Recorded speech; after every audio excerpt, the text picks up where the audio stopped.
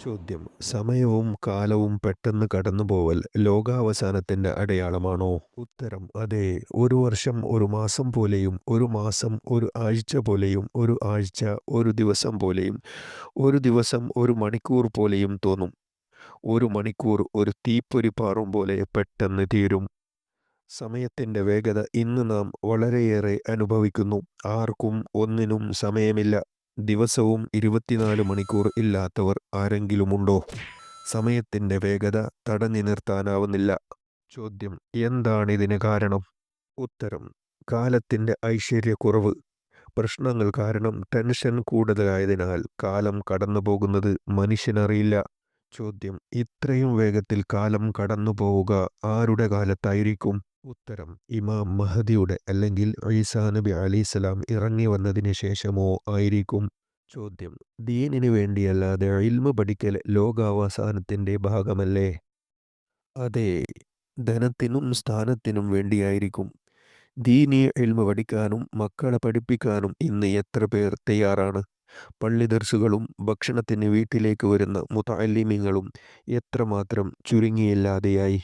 ചോദ്യം: ഭർത്താവ് ഭാര്യ പറയുന്നത് കേട്ട് നടക്കലും ലോകാവസാനത്തിന്റെ ഭാഗമല്ലേ? ഉത്തരം: അതെ. ഉമ്മയെ വെറുപ്പിക്കുകയും സുഹൃത്തുക്കളെ കൂടുതൽ അടുപ്പിക്കലും പിതാവിൽ നിന്ന് അകന്നു നിൽക്കലും അപ്രകാരം തന്നെ.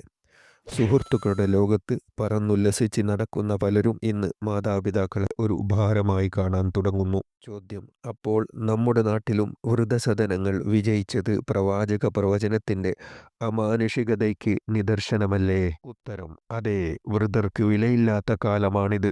ചോദ്യം: ദീനിന് നിരക്കാത്തതാണെങ്കിൽ പോലും ഭാര്യ പറഞ്ഞാൽ അനുസരിക്കുന്ന പെൺകോന്തന്മാർ രംഗത്ത് വരും എന്നല്ലേ അതിനർത്ഥം? ഉത്തരം: അതെ. മാതാപിതാക്കളുമായി തെറ്റി വേഗം വാടക വീട്ടിലേക്കെങ്കിലും താമസം മാറാൻ വരെ ഭാര്യ പറഞ്ഞാൽ അനുസരിക്കുന്ന മക്കൾ കൂടിക്കൂടി വരുന്നു. അല്ലാഹു കാക്കട്ടെ. ചോദ്യം: പള്ളിയിൽ ശബ്ദമുയരുന്നതിനെപ്പറ്റി ഹദീസിലുണ്ടോ? ഉത്തരം: ഉണ്ട്. അതും ലോകാവസാനത്തിന്റെ അടയാളമാണ്. ചോദ്യം: പാകിസ്ഥാൻ, ഇറാഖ്, സിറിയ തുടങ്ങിയ രാജ്യങ്ങളിലെ പള്ളികളിൽ ഈയിടെയുണ്ടായ ബോംബ് സ്ഫോടനങ്ങൾ, മക്ക മസ്ജിദ് സ്ഫോടനം എന്നിവയൊക്കെ ഇതിനുദാഹരണമല്ലേ? ഉത്തരം: അതെ. സ്ഫോടന ശബ്ദം, ആർത്തനാദങ്ങൾ, കരച്ചിലുകൾ, ആംബുലൻസിന്റെ ശബ്ദം തുടങ്ങിയ അപശബ്ദങ്ങളാണല്ലോ ഓരോ സ്ഫോടനവും നൽകുന്നത്. അതും പള്ളിയിൽ. ചോദ്യം: പള്ളിയിൽ നാട്ടുവർത്തമാനം, രാഷ്ട്രീയം എന്നിവ പറയുന്നതോ? ഉത്തരം: അതും അപ്രകാരം തന്നെ. ഏഷടപ്പടി എന്ന പോലെ പള്ളിയിൽ ഇരിക്കാൻ സൗകര്യമുണ്ടെങ്കിൽ പ്രത്യേകിച്ചും. ചോദ്യം: നിസ്കരിക്കുന്നവർക്കാകമാനം ശല്യമായ രീതിയിൽ ചിലരുടെ മൊബൈൽ ഫോൺ റിംഗ് ചെയ്യുന്നതും ഈ ഹദീസിന്റെ അർത്ഥവ്യാപ്തിയിൽ പെടില്ലേ? ഉത്തരം: പെടും.